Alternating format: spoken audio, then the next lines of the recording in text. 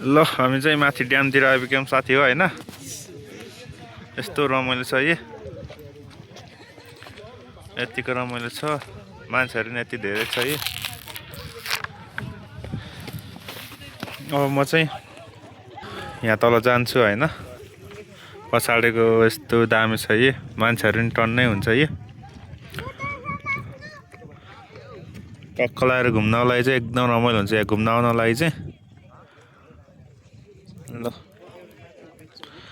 हावा पनि लाचिसो चल्छ यहाँ।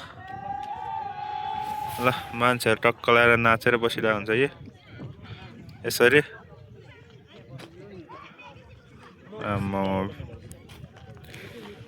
सुटिङ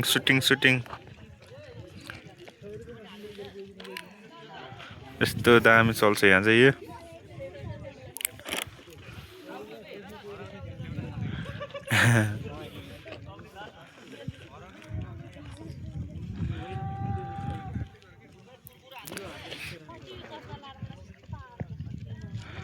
पानीको ताल यस्तो छ है।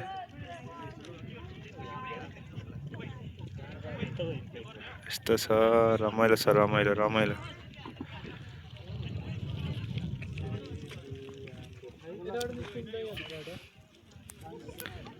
ल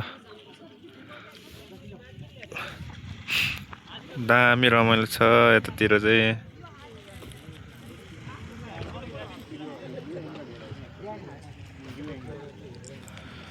ल अब चाहिँ म यहाँ तल जान्छु हैन।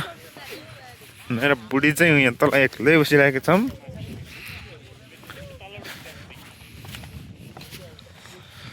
ओइ फोटो खिच्ने हैन? ओइ फोटो खिच्ने हैन? ल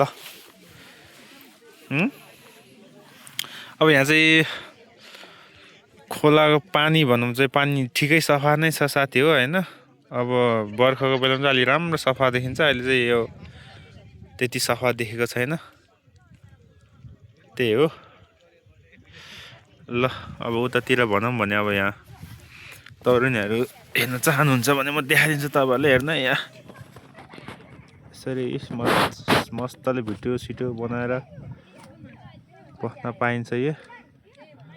यस्तो छ है, मोटी छ, ठिकै छ, तर केही छैन, रमाइलो गर्न आउने हो साथी हो। पारितिर नि मान्छेहरू छ है।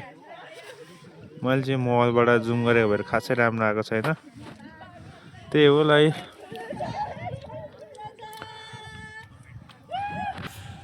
ल तपाईँहरूले कस्तो लाग्यो भिडियो साथी हो कमेन्ट गर्नु होला हैन।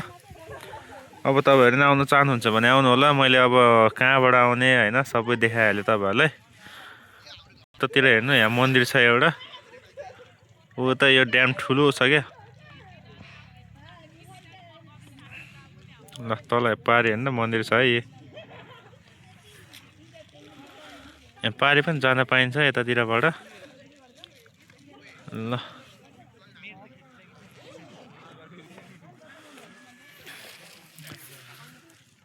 ल साथी हो तपाईँहरूले भिडियो के कस्तो लाग्यो कमेन्ट गर्नु होला, सब्सक्राइब गर्न नबिर्सिनु होला। ल अब अर्को नेक्स्ट भिडियोमा भेटौँ। ल अब हामी चाहिँ फोटोसोटो खिच्छु त्यसपछि जान्छु है।